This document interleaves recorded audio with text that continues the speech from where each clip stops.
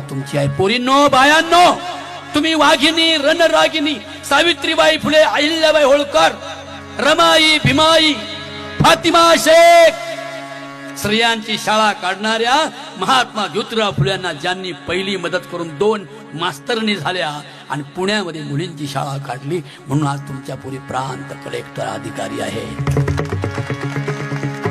मग कोणत्या मशिदीतून आला होता एखादा अल्लाह, कोणत्या देवळातून एखादा देव आला होता तुमच्या पूर्ण प्रांत करायला, कलेक्टर करायला, तुम्हाला शिक्षणाची परवानगी देण्यासाठी? जो इथे प्रगट झाला तो महामानव, सत्यशोधक, महान मानव डॉक्टर बाबासाहेब. जोरात टाळी वाजली पाहिजे. हे तुम्ही विसरत गेला तर तुम्ही 10वीच्या पुढे तुम्हाला शाळा नाही. ऐकलं असेल तुम्ही, 10वी पर्यंत आमची पोरं फुकट.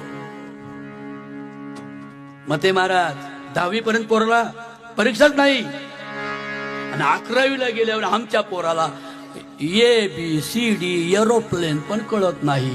हे सगळी बहुजनांची पोरं काय करणार? प्रांत होतील, कलेक्टर होतील.